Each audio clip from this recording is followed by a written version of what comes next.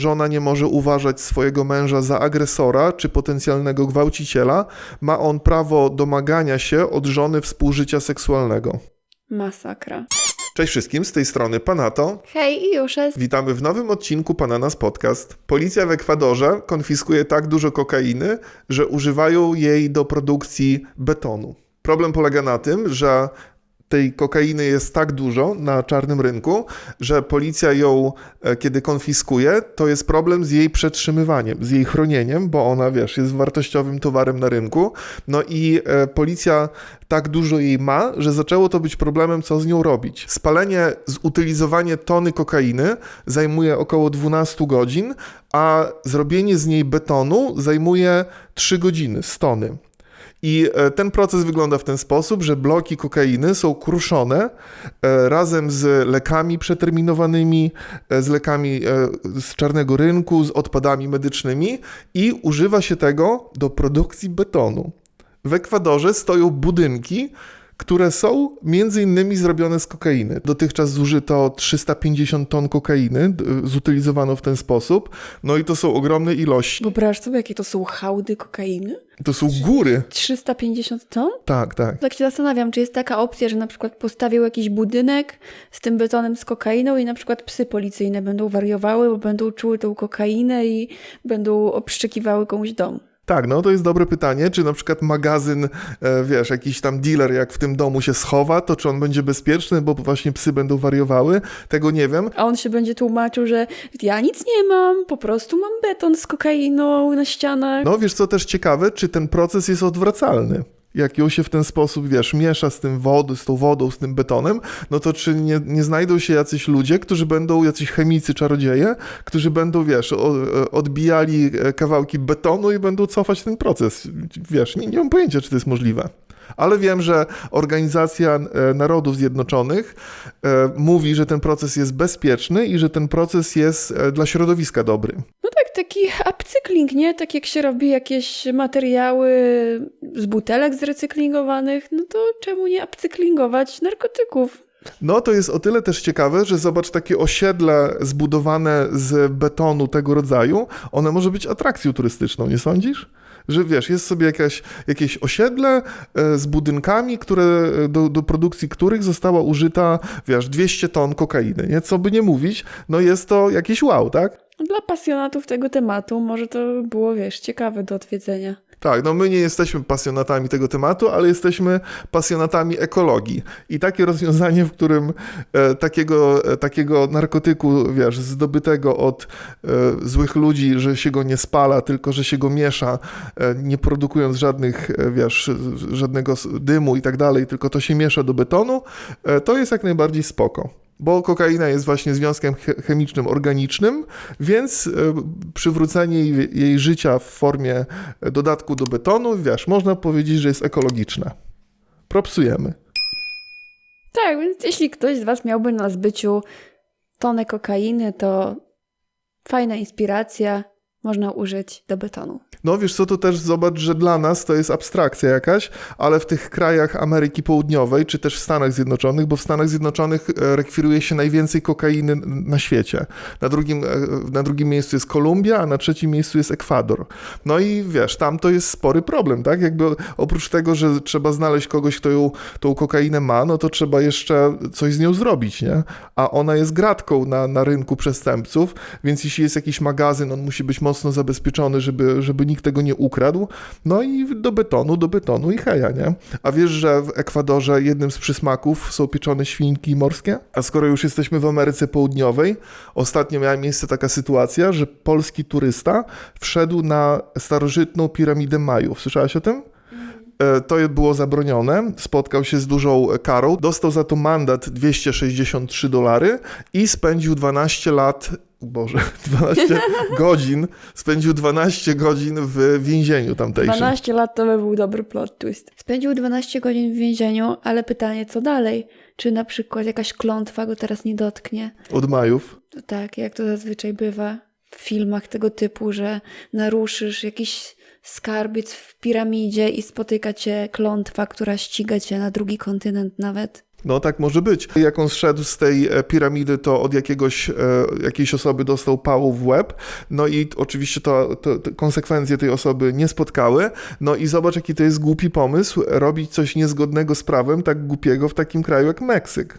No, strasznie głupie, ale też zobacz, to jest świetny dowód, dlaczego w Polsce tak często wszystko jest jakieś zasiatowane, za płotami, ogrodzeniami, barierkami, że nawet jak idzie, nie wiem, tak przykład, jak byliśmy tak na tym Pałacu Kultury i tam wszędzie kraty w oknach, bo ludzie wyrzucali rzeczy przez kraty albo chcieli skakać, a w innych krajach często możesz sobie pójść zobaczyć jakiś zabytek, wiesz, tak wolno stojący, czy jak w Hiszpanii byłam i tam był jakiś zamek na szczycie góry, bo tak sobie wyobrażałam, że w Polsce pewnie wszędzie dookoła byłoby ogrodzenie, żeby ludzie nie skakali, żeby ludzie nie wchodzili gdzie nie trzeba. No i to pokazuje, że chyba jednak jest to potrzebne, że znalazł się jeden Polak, który postanowił wspiąć się na zabytek. Bo zobacz, że jakby no w Polsce, tak jak mówisz, że są płoty, mury, no to się zakłada, że coś musi być, to się tak mówi, że musi być coś debiloodporne. Że zawsze się znajdzie ktoś, kto coś takiego zrobi, co tutaj nie można tego robić. Polak potrafi. No Polak nie potrafi. No i właśnie zobacz, że tutaj, gdyby były jakieś zabezpieczenia, jakaś barierka, no to może by nie miało takiego turystycznego uroku, że wiesz, sobie jest starożytna piramida Majów, a tutaj jest jakaś barierka albo pleksji zabraniająca, no ale z drugiej strony Polak, wiesz, zobaczył schodki, to sobie pomyślał, a wejdę, nie? No i jaka przygoda, zobacz, wróci do Polski, o ile wróci z tego Meksyku, będzie miał co opowiadać, że wszedł na starożytną piramidę Majów. Pytanie, czy go na przykład nie zamknęli w dniu, kiedy miał już lot powrotny. No też tak mogło być, że miał bilet i celowo, wiesz, żeby go udupić. No i też jaki brak szacunku co do zabytku, bo przecież gdyby wszyscy po tej piramidzie wchodzili, to z tych schodów nic by nie zostało, nie? Więc to też świadczy o jakimś tam braku szacunku do tego zwiedzania. No i przede wszystkim powiem ci, że ja sobie nie wyobrażam być w takim kraju, w cudzysłowie, trzeciego świata i robić jakieś przestępstwo. Przecież tam idziesz na komisariat, do więzienia trafiasz czy coś i po prostu może słuch po tobie zaginąć i tyle, nie? Sam fakt odwiedzania niektórych krajów czasem mnie przeraża, a jak ktoś jeszcze tam jedzie i się tak spoufala w ogóle bez żadnej wyobraźni. Wiesz, tak jak na przykład ta słynna historia tego Amerykanina, który był w Korei Północnej i sobie postanowił na pamiątkę z hotelu zabrać obraz Kima. No to z jednej strony to nie brzmi groźnie, ale sam fakt pojechania do Korei Północnej wydaje mi się szalony, a jeszcze nieprzestrzeganie wszystkich reguł, jakie ci tam podają, to mam wrażenie, że no po prostu igranie ze śmiercią na własną prośbę. On nie zabrał obrazu, tylko plakat. Okay. On zabrał plakat, no i spotkało się to z ogromną właśnie karą, właśnie w tej Korei Północnej, bo ten plakat jest tam traktowany jako coś bardzo, wiesz, świętego. No i co ciekawe, że gość do Stanów w końcu wrócił, ale jako warzywo. Jakby no te władze Korei Północnej coś zrobiły z tym gościem, że on wrócił jako warzywo. W sensie w śpiączce. Był w śpiączce. No był w śpiączce, ale był z jakimś tam obumarciem części mózgu, że już nie był w stanie wrócić. Wiadomo, oczywiście przede wszystkim no to są chore kraje, tak? Gdzie jest jakieś bezprawie i można człowieka za nic wsadzić do więzienia albo zrobić taki uszczerbek na jego zdrowiu.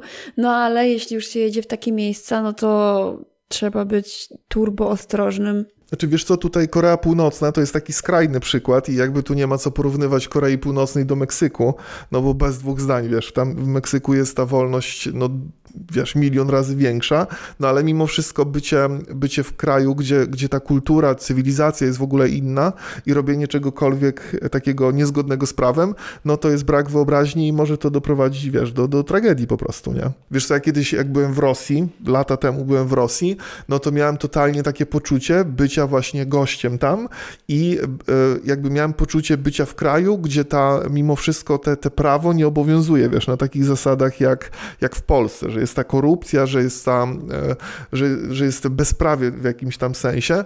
No i miałem to na uwadze, że chociażby przechodząc przez ulicę czy coś, mógłbym stać się ofiarą, wiesz, jakiejś policji, która by chciała ode mnie wymusić łapówkę, żeby mnie puścili, a jak ja bym tej łapówki nie dał, to by coś robili i tak dalej. No miałem takie poczucie ciągłego zagrożenia, nawet też ze strony jakiejś tam policji, władz tamtejszych, no bo jesteś po prostu gościem, nie? Tym bardziej, że w Rosji Polacy są nielubiani za bardzo, już wtedy byli. No i taka to historia. No ten gość w tym Meksyku mnie totalnie zszokował, no bo on mógł równie dobrze nie trafić, wiesz, na 12 godzin do aresztu, tylko właśnie na 12 lat. No i co, przecież Polska by nie wywoływałaby wojny III światowej z Meksykiem przez gościa, który wszedł na piramidę. Wiesz, o co chodzi? Jakiś czas temu w Radiu Maryja pojawiła się audycja. W dzisiejszej audycji zajmiemy się obszarem umownie nazwanym sypialnią małżeńską, bo temat audycji brzmi: jak być dobrą żoną w sypialni. Ta audycja jest sprzed paru lat, ale ostatnio wróciła, bo Radio Maryja przypomniało o niej, że posłuchajcie, świetna audycja, jest czego posłuchać. Tą audycję prowadził Lech Polakiewicz, był też ksiądz Marcin Różański, a także Danuta i Piotr Sobol. Był prowadzący, ksiądz i małżeństwo, które się udzielało w tej dyskusji. No i dyskusja jest bardzo mocna, jakby cała leży w duchu takim typowo katolickim, takim radykalnym, jakby jakby wszyscy wiedzą, tak, jakie Kościół ma podejście, że do ślubu ma być zachowana czystość, po ślubie też... To Bóg złączył, człowiek niech nie rozdziela. Tak, no ale wiesz co, te cytaty, które tam padają, jakby te zdania takie sformułowane przez te małżeństwo, przez księdza, bo tam oczywiście nie było nikogo, kto by miał jakieś opozycyjne zdanie, kto by z nimi dyskutował, tylko jakby oni wszyscy sobie z dzióbków spijali, wiesz, Słowo Boże i jakby rozmawiali o tym, jak według kanonu kościelnego, katolickiego powinno wyglądać małżeństwo. No i mam tutaj parę cytatów takich z tej rozmowy. Już w pierwszych minutach tej audycji pada ze strony kobiety tam obecnej takie sformułowanie, że małżeństwo jest zgodne, jak mąż panuje nad żoną, a żona nad sobą. Padło mi takie fajne zdanie do ucha ostatnio, że małżeństwo jest zgodne, gdy mąż panuje nad żoną, a żona nad sobą.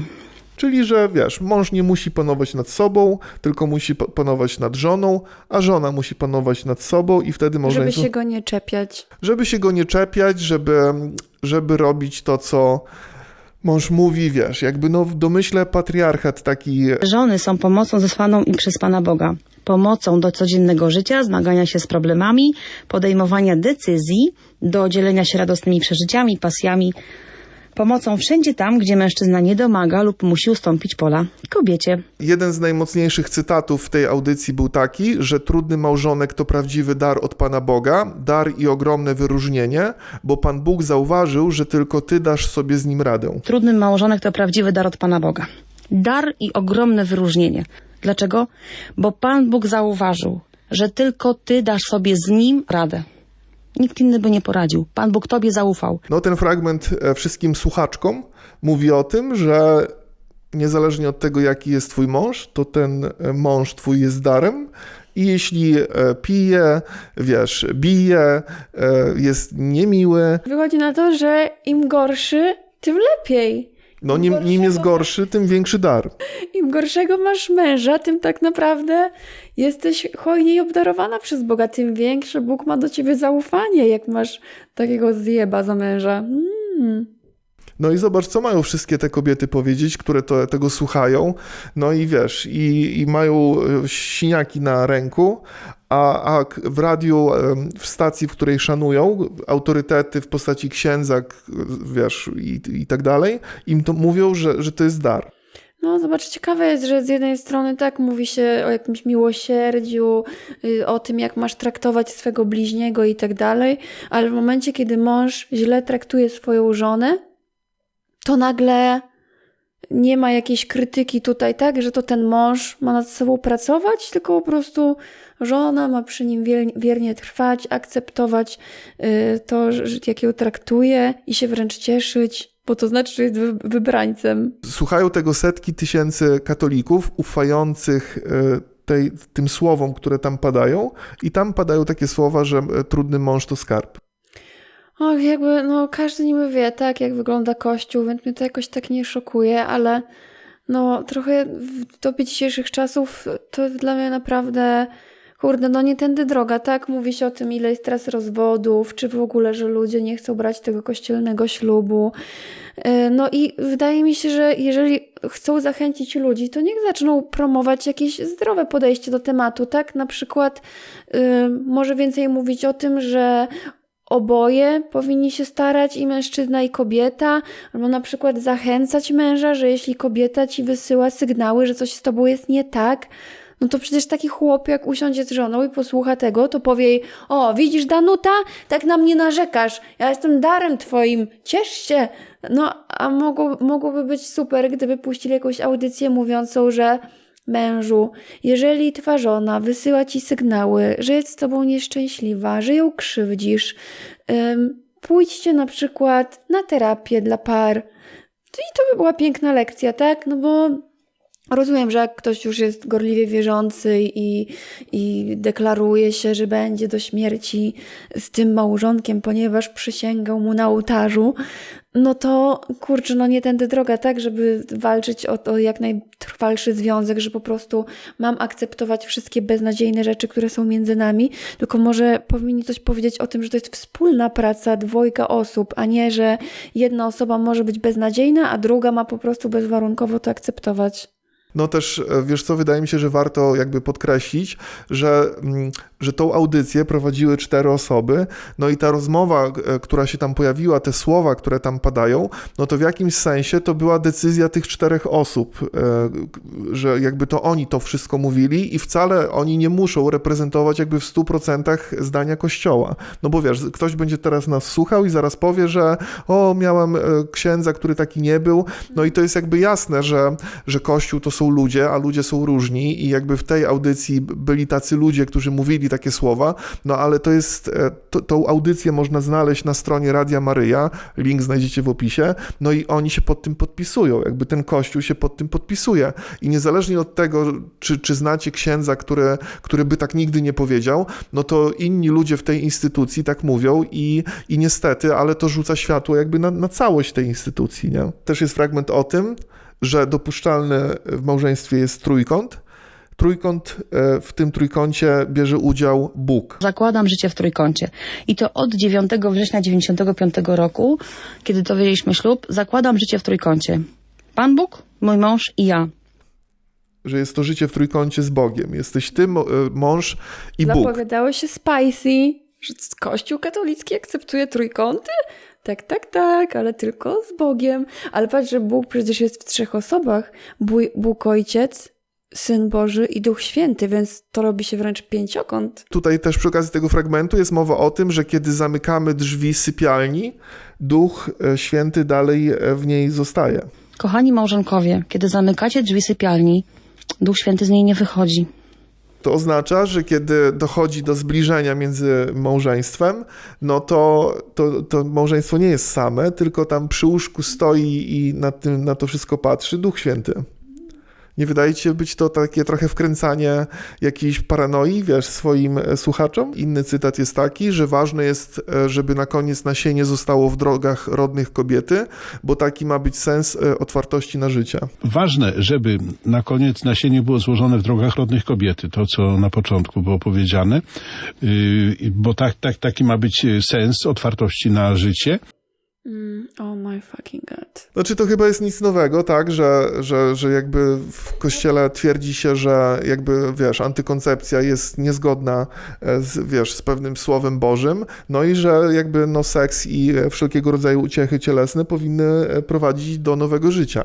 No tak, oczywiście. Nieważne, czy ma się warunki dla tych dzieci, czy ma się możliwości, aby im zapewnić godny byt. Po prostu trzeba się otworzyć, co Bóg da, to przyjąć.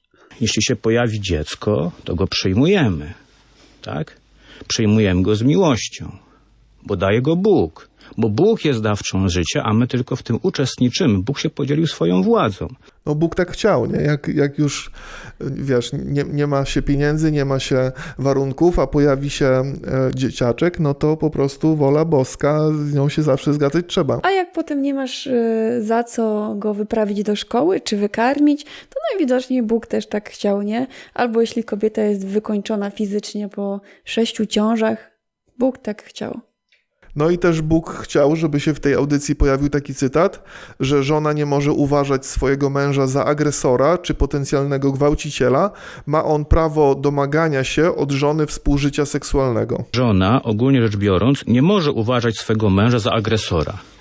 czy potencjalnego gwałciciela. Tak? Na mocy powinności małżeńskiej ma jej mąż, prawo domagania się od żony współżycia seksualnego. Masakra. Czyli gwałt na żonie to nie gwałt. Wspaniale. No tak parafrazując i upraszczając, to właśnie w tej audycji to padło. A na szczęście prawo powie co innego. Jestem ciekaw po wysłuchaniu tej audycji, ile żon padło ofiarą gwałtu przez męża. Masakra, no. Masakra. Jezu. Nie mogę po prostu uwierzyć w to, że takie treści się dalej powiela i że nie wiem po prostu, jak to jest możliwe. To jest tak przykre. I dlaczego to wszystko tak szkodzi kobietom? Dlaczego to po prostu służy mężczyźnie i tłumaczy wszystkie jego beznadziejne zachowania? To jest nawet, wiesz, eufemizm nazwać gwałt beznadziejnym zachowaniem. Jest przestępstwo, to jest napaść i to tak jak też kiedyś, to chyba Andrzej Leper mówił, nie? Że jak można zgwałcić prostytutkę? Można zgwałcić każdą osobę, która sobie tego nie życzy. Można zgwałcić swoją partnerkę wieloletnią, można zgwałcić swoją żonę, można też zgwałcić męża, można zgwałcić mężczyznę. Każdego człowieka, który wyraźnie nie daje zgody, że ma ochotę na współżycie. A po wysłuchaniu tej audycji kobieta, do której wraca mąż, wiesz, śmierdzący papierosami, alkoholem, jest agresywny. Pobił ją chwilę wcześniej jeszcze. Tak, no i on chce zbliżenia, no i kobieta, która gorliwie ufa słowom, które lecą z radyjka, jej ulubionego, no taka kobieta powinna zacisnąć zęby i rozchylić nogi. No. Ona wtedy powinna jeszcze pomyśleć, ale Bóg mnie obdarował. No teraz jak jeszcze mój Stasiek zaczął mnie gwałcić, to teraz wiem, że naprawdę Bóg mi ufa.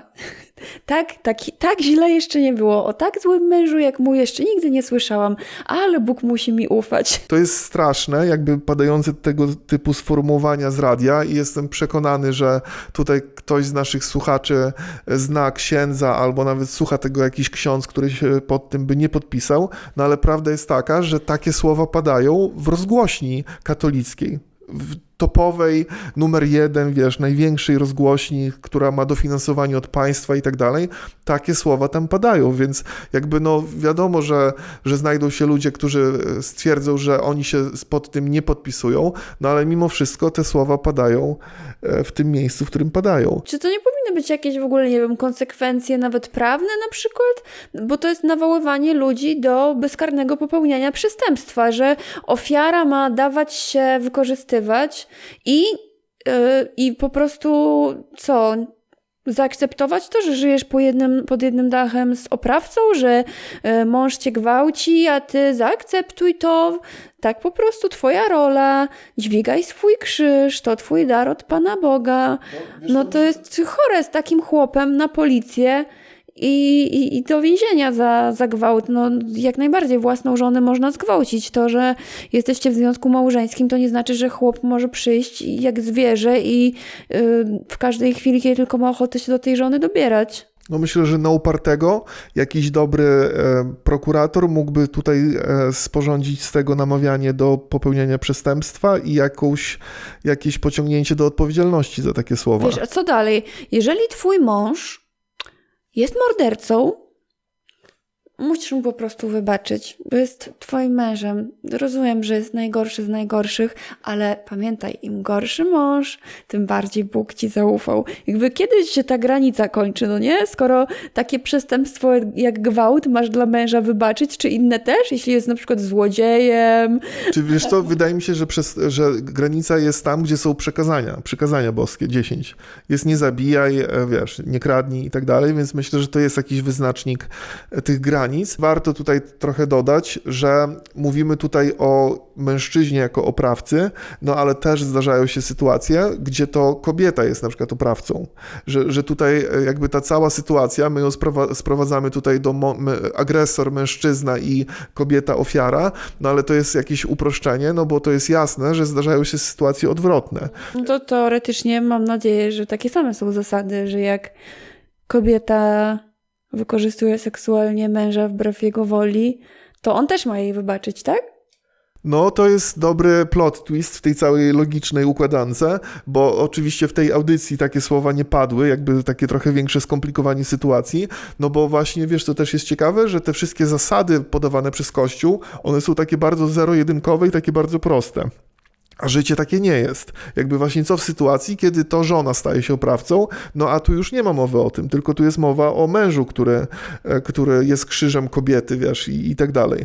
No to też wydaje mi się, że jest problem z takimi mądrościami głoszonymi przez Kościół, że właśnie one są zero-jedynkowe, bardzo proste i nie są bardzo często adekwatne do takich sytuacji, które można nazwać incydentem w rzeczywistości. Kolejny cytat jest taki, że Europa w swojej tolerancji posunęła się w temacie małżeństwa do granic absurdu i w niektórych krajach dozwolone są małżeństwa międzygatunkowe.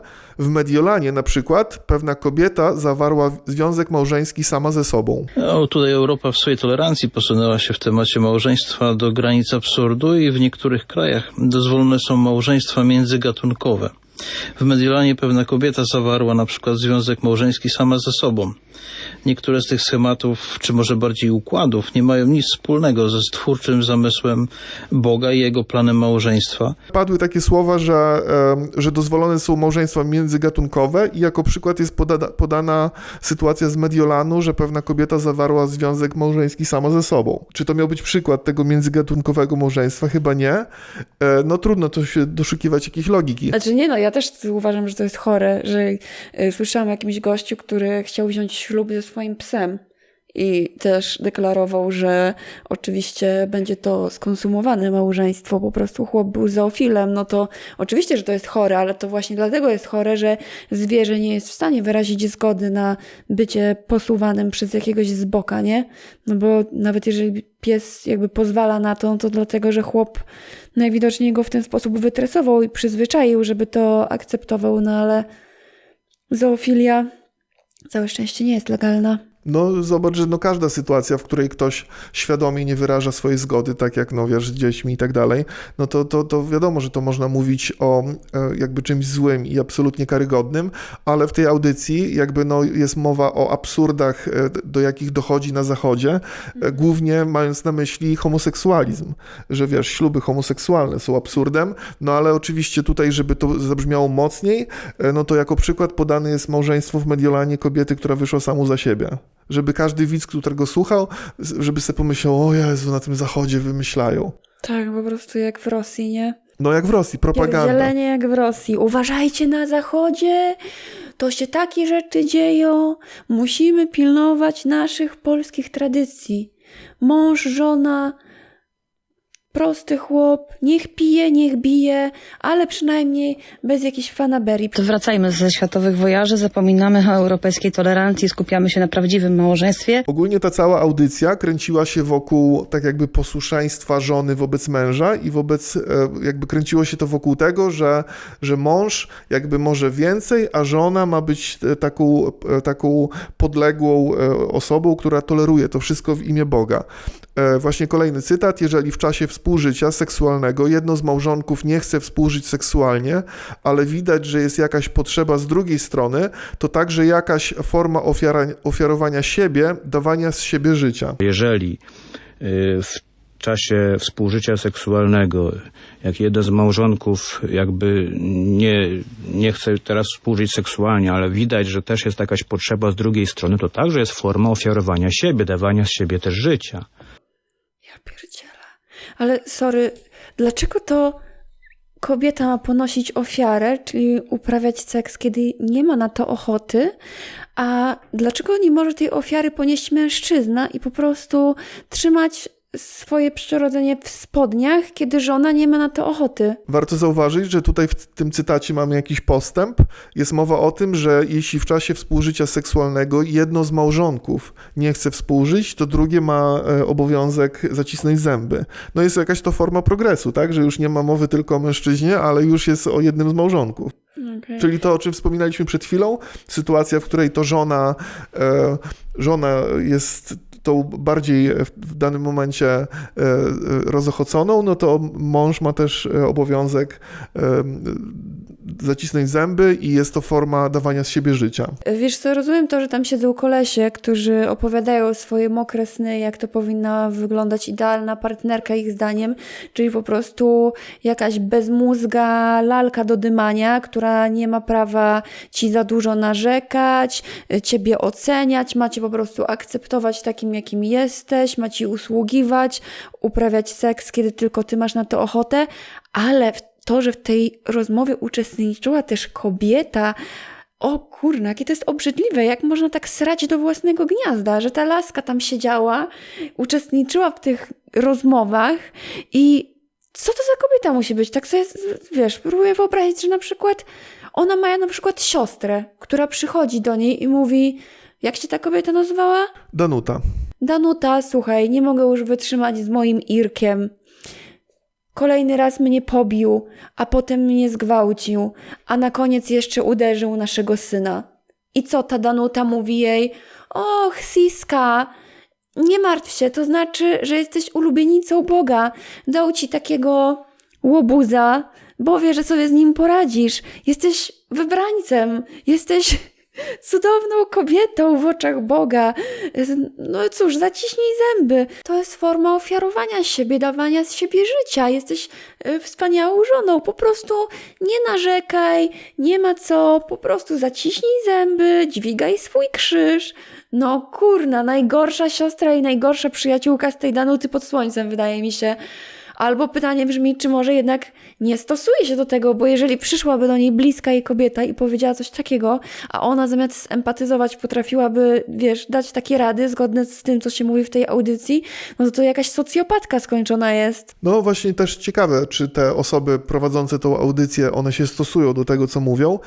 Wiesz, hipokryzja bardzo często ma miejsce w tego typu takich radykalnych środowiskach, że mówi się jakby jedno dla gawiedzi, a robi się to, co nam wygodne. To bardzo często tak jest. Właśnie pytanie, czy oni sami wierzą w to, co mówią, to tak jak księża, którzy, wiesz, mają jakieś baby na boku, a prawią... A tobie nie dadzą rozgrzeszenia, bo żyjesz z partnerem bez ślubu, nie? Tak, albo nauki przedmałżeńskie prowadzą i mówią jakieś wyidealizowane zwroty, a sami, wiesz, gdzieś tam grzeszą po kątach. No i to niestety jest taka dolegliwość dzisiejszych czasów, no i to też jest dolegliwość takich radykalnych światopoglądów, nie? Tylko, wiesz co, ja też tak trochę na obronę, powiedzmy, że powiem, że dla wielu ludzi, którzy nie mają jakiegoś swojego wewnętrznego kompasu moralnego, no to właśnie ten Kościół jest takim prostym rozwiązaniem, jak żyć. Taka instrukcja obsługi, jak funkcjonować. Czytaj Biblię, stosuj się do Słowa Bożego, wiesz, nie rozum tego dosłownie, zinterpretuj to tak, jak tobie jest najwygodniej, żeby było pod twoje. No i wiesz, z tym Kościołem to tak jest, że wiele osób tego słucha radia, no bo ma takie poczucie kontroli nad swoim życiem, kontroli jakby skąd przychodzimy, dokąd zmierzamy, to są trudne pytania. Szczerze mówiąc, ja boję się ludzi, których jedynym kompasem moralnym jest to, co mówi Kościół, bo jakimś cudem, zobacz, wcale nie jest tak, że więzienia są pełne ateistów, bo oni popełniają wszystkie przestępstwa, bo nie ma Boga, który nad nimi kiwa paluszkiem, że pójdą do piekła, tylko każdy człowiek ma wbudowany jakiś swój kompas wewnętrzny, moralny. Jeżeli nie boi się kary boskiej, to boi się po prostu konsekwencji prawnych, ale nawet po prostu chodzi o jakąś empatię i moralność. Jakby nie jest tak, że jak poznajesz kogoś, to od razu potrafisz poznać, że ten to na pewno ateista, bo jest, wiesz, beznadziejnie traktuje wszystkich ludzi dookoła. Wcale tak nie jest. Często właśnie to te osoby, które są najbardziej gorliwie wierzące, chodzące do kościółka w każdą niedzielę, potrafią drugą osobę traktować w straszny sposób, a te osoby, które są niewierzące, mają w sobie mnóstwo empatii, wrażliwości i są cudownie nastawione do innych ludzi. I oczywiście bywa też na odwrót, ale to w ogóle nie jest zasadą, no nie? Więc czasem wręcz mam wrażenie, że jak ktoś za dużo słucha tego, co mówią chociażby w tym Radiu Maryja, to raczej może stać się gorszym człowiekiem niż lepszym. I też najgorsze jest to, że te tutaj tezy, które padają w tego typu audycjach, czy jakby to, co głoszą księża, że to bardzo często nie jest dosłowne, takie wprost i można sobie to dowolnie interpretować. I ludzie bardzo często sobie to tak jak z gumy, wiesz, jak z gliny daną ideę sobie rzeźbią pod siebie, no i właśnie im to pasuje w ich ich świecie, że nawet jak robią coś niezgodnego z danym słowem, to sobie tak te słowo zinterpretują, że to jest im na rękę. Wiesz, o co chodzi? Teraz mamy ostatni cytat, który jest dosyć ciekawy, bo zawiera taką małą domieszkę tolerancji wobec antykoncepcji. I to mnie zdziwiło trochę, jest to dosyć takie zagmatwane, ale chodzi tu o antykoncepcję, taka furtka dla osób chcących korzystać z antykoncepcji. Mąż mówi, że chce z tobą współżyć, tak? Jeżeli nie, to odejdę, ale nie chce mieć dzieci, tak? Czy wtedy żona może ulegać jego żądaniom? Na to żądanie nie może przystać, ale ma moralne prawo poddać się biernie mężowi, wiedząc, że używa on środków antykoncepcyjnych. Nie może jednak aprobować jego postępowania, ani zaakceptować zadowolenia. Co to w ogóle ma znaczyć? No to ma znaczyć, że jeśli mąż chce uprawiać seks z antykoncepcją, to żona nie może tego zaakceptować, ale ma obowiązek zaakceptować jego chęć uprawiania seksu, ale nie, jakby z antykoncepcją, ale nie może być z tego zadowolona. Okej. Myślę, że to jest taka furtka pokazująca jakąś postępowość Kościoła, że tak sobie właśnie ulepili, Słowo Boże, że jednak że dopuszczają możliwość antykoncepcji. Mi się wydaje, że nie dopuszczają, tylko że to po prostu jest tak, że przede wszystkim, po pierwsze, akceptuj wolę męża. Nawet jeśli grzeszy, w tym przypadku chce użyć antykoncepcji, to wtedy to po prostu idzie na jego rozrachunek. Większym grzechem byłoby odmówić mężowi, sprzeciwić się jego woli, niż zgodzić się na antykoncepcję. No tak. Mimo, że jest to bardzo złe, bo Bóg wam da tyle dzieci, na ile zasługujecie i proszę się zdać na jego łaskę, ale przede wszystkim proszę się nie sprzeciwiać mężowi. No i nie możesz zaakceptować zadowolenia z tego faktu, że jeśli już się na to godzisz, jesteś kobietą, mąż chce uprawiać seks w antykoncepcji, to ty się na to nie możesz zgodzić, ale właśnie wola męża jest nadrzędna, więc musisz to zaakceptować, ale nie możesz mieć zadowolenia z tego faktu. Zobacz, jaki to jest w ogóle absurd, że księża mówią... Księża, którzy teoretycznie nie mogą mieć żon, nie mogą obcować z kobietą, że oni mówią małżeństwom, jak mają żyć. I te rady są takie odklejone od rzeczywistości, że tutaj możesz antykoncepcję, ale nie możesz być zadowolona, musisz udawać, że nie jesteś. I to wszystko jest takie odklejone od rzeczywistości, bo oni nie mają praktycznego doświadczenia, tylko mają teoretyczne. I to się tak kończy, nie? Masakra. Bardzo współczuję, naprawdę.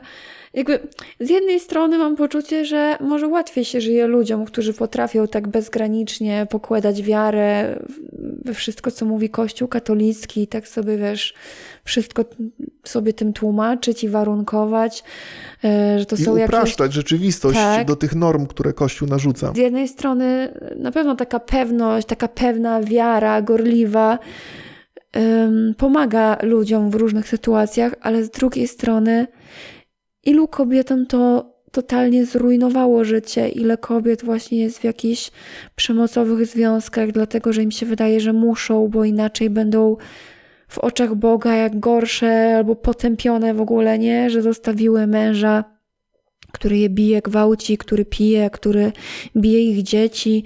Czy nie powinno być tak, że na pierwszym miejscu jednak trzeba stawiać swoje własne bezpieczeństwo i bezpieczeństwo dzieci, a nie to, że twój... to po prostu jest takie smutne. Tak, jest to smutne. Zobacz, że też na szczęście coraz więcej osób ma coraz większą świadomość na temat tego, co Kościół głosi. To też jest powód, dlaczego coraz więcej osób odchodzi od Kościoła. Jestem wierzący, ale nie praktykujący, tak ludzie często mówią.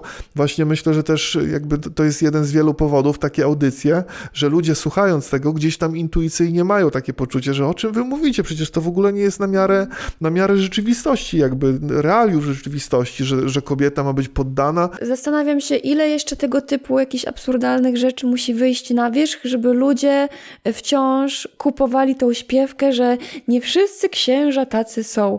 Ja oczywiście jestem tego świadoma, że są wciąż księża, którzy mają prawdziwe powołanie i są super ludźmi, ale tutaj chodzi o sam core, środek, czy centrum zarządzania tej instytucji, które od środka jest zepsute i na tak wielu płaszczyznach, że Że nawet jeśli są jacyś tam dobrzy księża, no to oni są częścią tej zgnilizny całej po prostu i No i trudno poważnie traktować całą instytucję, kiedy w Radiu Maryja padają takie słowa, że wiesz, można znać księdza, który jest poczciwy, wspaniały i powołany do tego jakby całym sobą, ale kiedy on należy do tej instytucji, gdzie w radiu puszczane są takie słowa, no to weź i traktuj to na poważnie, nie? Jak się spojrzy na te wszystkie występki księży, takie karygodne, no to ta cała instytucja jakby można powiedzieć, że jakby traci całościowo jakiś sens i jakby traci coś dobrego, a mimo wszystko Kościół ma pewne dobre wartości w sobie,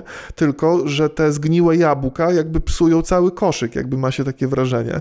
No i wydaje mi się, że jedynym sposobem na poradzenie sobie w jakiś sposób z tym, żeby nie zwariować, o co chodzi z tym Kościołem, jest właśnie jakaś forma takiego wybiórczego patrzenia na to, że skupić się na tym swoim dobrym księdzu, który jest mądrym, światłym gościem, a nie kimś takim jak ci ludzie w audycji radiowej. no ale wiesz, z drugiej strony, gdyby każdy się po prostu skupiał na fajnym księdzu i fajnych mszach, kazaniach, w których bierze udział, a ignorował całe zło, no to też nie jest sprawiedliwe. A gdzie jest jakaś odpowiedzialność za tą krzywdę, którą Kościół wyrządza? Co, oni są poza prawem, tak?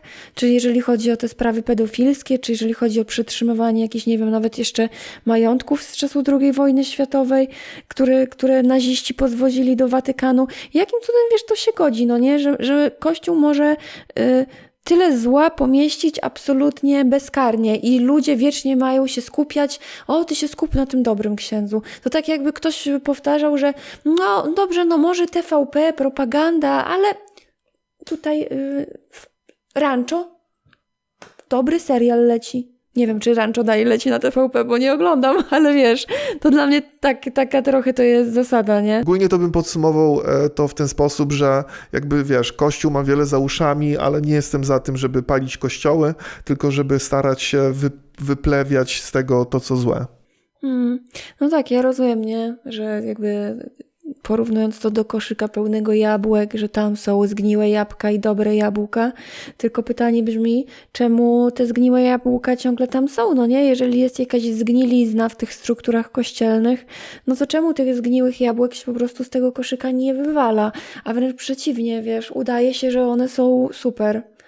No zdecydowanie to wymaga jakichś reform, zmian i to niestety, ale wymaga pewnie zmian na tych najwyższych jakichś szczeblach sięgających samego Watykanu, no nie? A póki tam zasiadają jacyś okrutni ludzie, którzy nie chcą tak naprawdę służyć dla ludzi w imię Boga, tylko realizować jakieś swoje dziwne cele, no to nic się nie zmieni, no a my nie mamy na to tak naprawdę za dużego wpływu, no.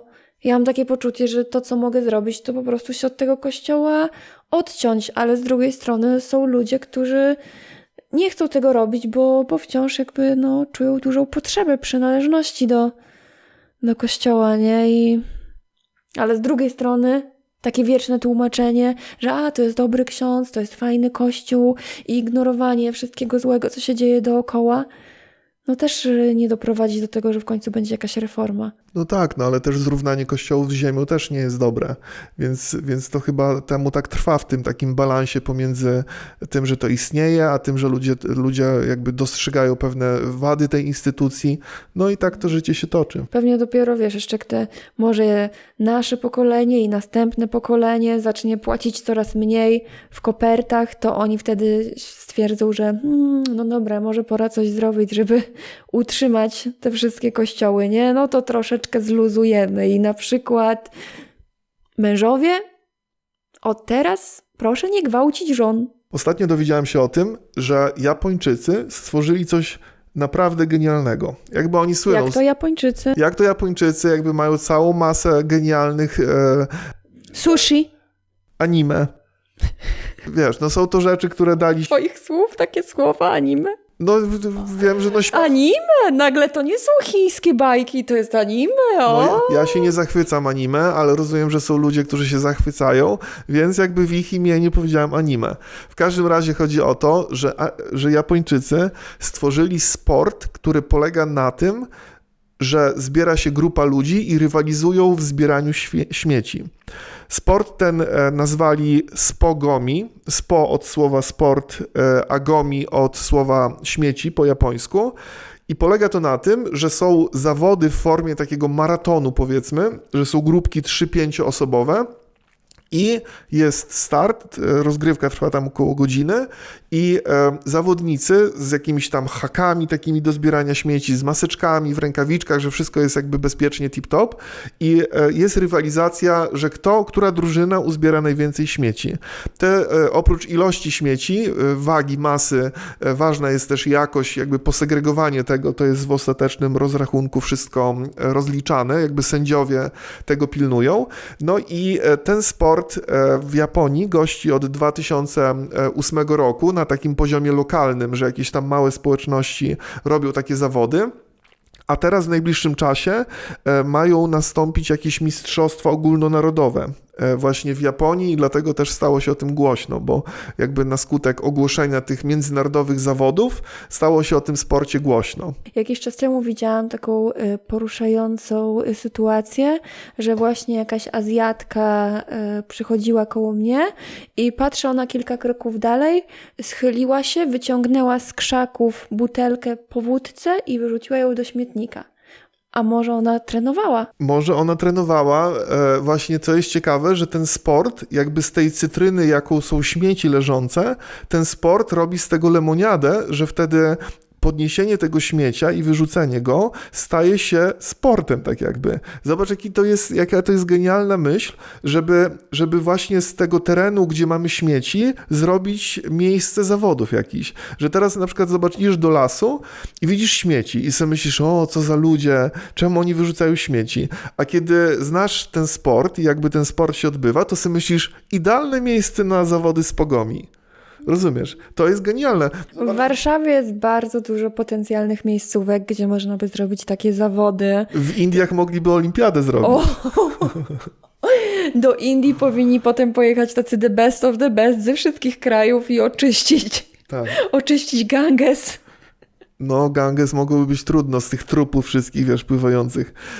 Wiesz co? Jest ciekawe, że gdyby to stało się w Polsce, ogólnie uważam, że miasto, które jako pierwsze zrobi taki maraton, takie zawody, to po prostu rozbije bank i stanie się ambasadorem tego sportu, bo to jest genialne po prostu. Zobacz, że jest Wisła, są parki, są miasta.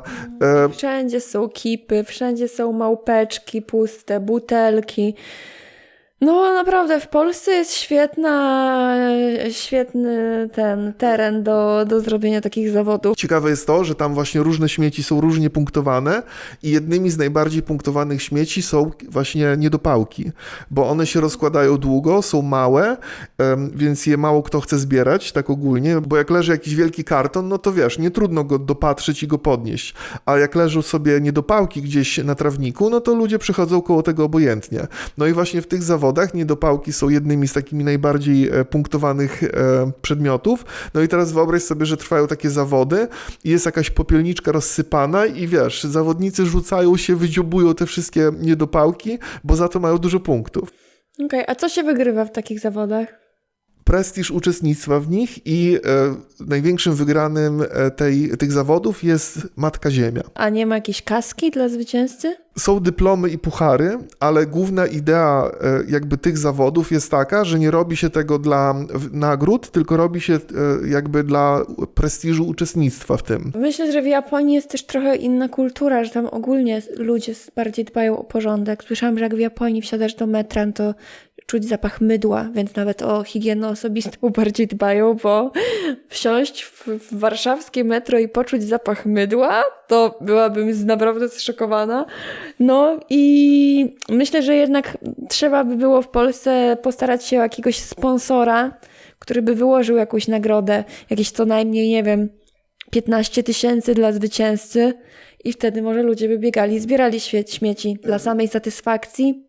Nie wiem. A propos Japonii, to kiedyś czytałem o tym, że Japonia jest taka specyficzna, ponieważ jest wyspą i jest przez to taka bardzo hermetyczna. No i właśnie coś takiego jak zapach mydła w metrze, że ludzie się tak myją, że to jest z takiego poczucia, że żyjemy wszyscy na wyspie i że wszyscy musimy dbać jakby o tą naszą wyspę, bo inaczej zginiemy. Tak samo ze śmieciami, że oni z tymi śmieciami walczą, no bo wiesz, jak żyjesz sobie w środku Europy, no to masz takie poczucie, że wszystkie państwa są jakby jednością, a tam żyjesz w hermetycznym dobrym środowisku, otoczonym wodą i też stąd tam różne przymioty społeczeństwa się biorą. No a wiesz, w Polsce jest to inaczej, nie?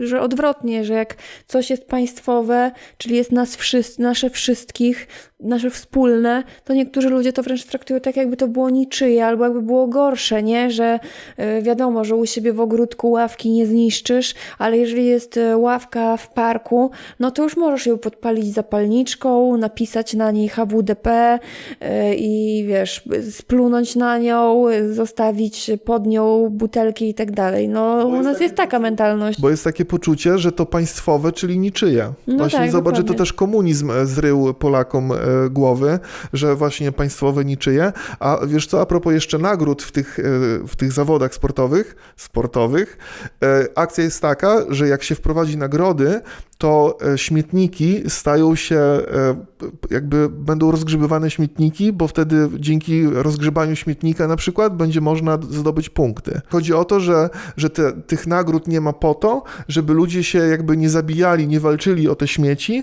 tylko żeby był jakby sama potrzeba takiego zbierania śmiecia z trawnika, z jakiejś łąki, z jakiegoś parku, żeby nie było rywalizacji pomiędzy tymi grupami, tylko żeby była taka wspólna zabawa od śmieciania świata, a ten, kto wygrywa, zbierze tych najwięcej śmieci, to jest taka ciekawostka, że wygrałeś. Że właśnie ten klimat dawania nagród sprawi, że będzie rywalizacja, będzie można chować śmieci gdzieś tam Albo ktoś przyjdzie ze swoimi śmieciami i powie, że znalazł. albo gdzieś na trasie schowa torby ze śmieciami, z kipami, wiesz, wcześniej zebranymi, żeby zdobyć więcej punktów. Właśnie te nagrody komplikują mocno te zawody, bo wprowadzają ten element rywalizacji pomiędzy zawodnikami, nie?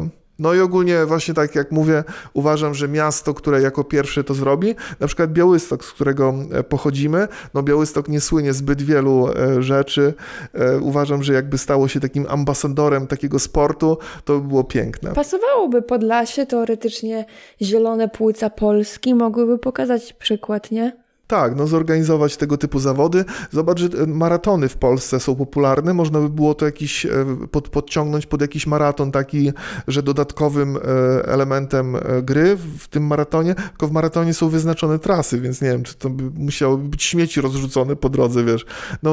No nie wiem, no jakoś by było trzeba to rozwiązać, znaleźć teren, w którym są śmieci. Zobacz, wzdłuż Wisły ile jest śmieci, nie? Te wszystkie jakieś tam są krzaczory, w których są śmieci. Zrobić zawody, maraton z Pogomi. Czy wybieranie niedopałków ze schodków nad Wisłą? Myślę, że też byłoby owocne. Tak. I dobrze to opakowane, przy dobrym marketingu, przy dobrych hasłach, przy dobrej takiej oprawie ideologicznej, że zróbmy coś dla planety.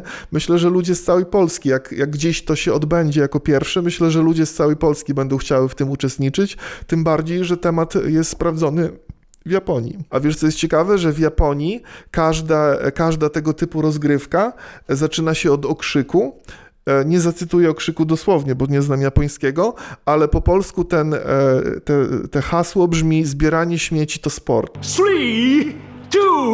1, start!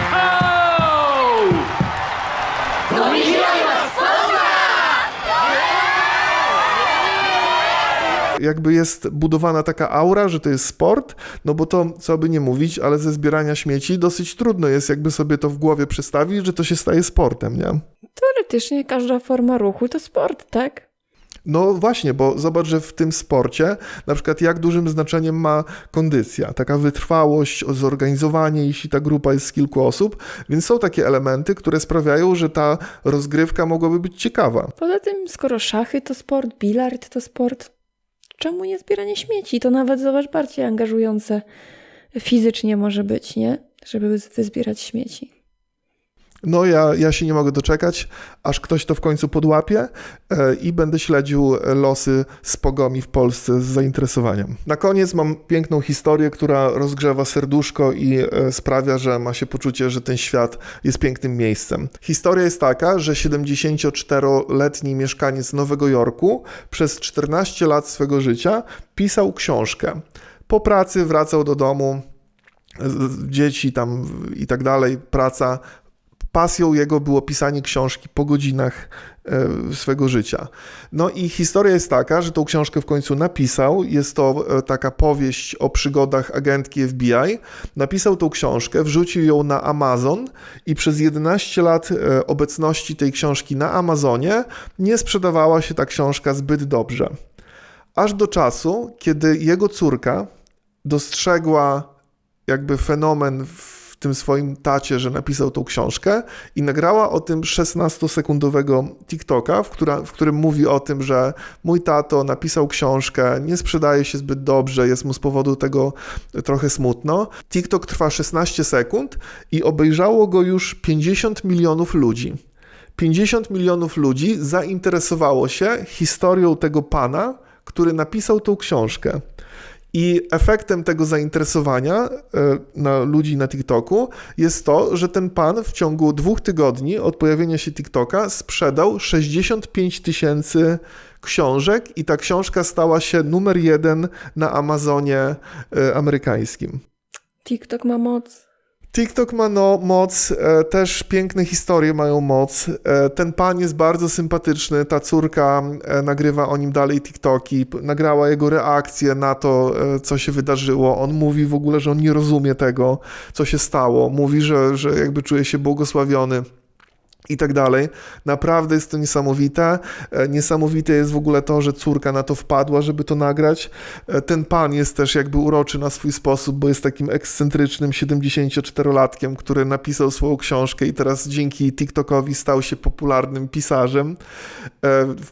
W Stanach gdzieś tam zapraszany jest teraz do telewizji, gdzie ta historia jest opowiadana. No powiem ci, że ciepło aż się na sercu robi, jak się o tym słyszę. W opisie tego filmu znajdziecie link do TikToka tego pana i tej córki. No naprawdę jest to niesamowite. No i to jest właśnie moc internetu. Też jest niesamowite, że wiadomo, to też nie jest szansa, która pojawi się każdemu, bo nie każdy, kto wrzuci takiego TikToka, uda mu się gdzieś tam przebić, ale są takie osoby, którym udaje się zostać odkrytym jakoś w internecie, na YouTubie, na TikToku i że tak jak kiedyś trzeba było mieć, zobacz, wszędzie jakieś znajomości, wtyki, żeby zostać pisarzem, piosenkarzem i tak dalej, a teraz możesz wrzucić jednego TikToka i na przykład ludzie zachwycą się twoim śpiewem czy czymśkolwiek innym i ten jeden TikTok może zmienić twoje życie, no nie? Więc jeżeli wy jesteście w czymś dobrzy, to nagrajcie na ten temat TikToka i kto wie, może pójdzie wiralem i wasze marzenia się spełnią. No i może ktoś z waszego towarzystwa, z waszej okolicy ma w sobie coś, jakąś ciekawą historię, która mogłaby właśnie trafić na TikTok.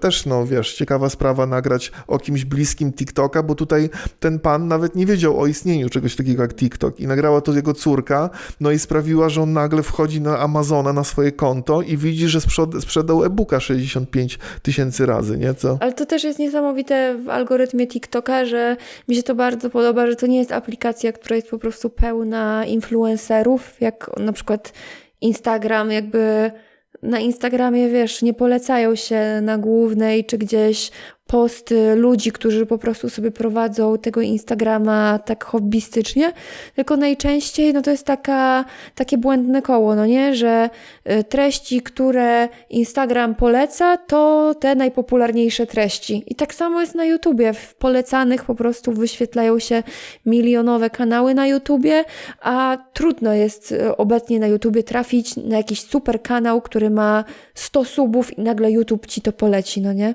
Może ty nagraj TikToka o moim e-booku, jak go pisałem i jaki jest wzruszająco piękny.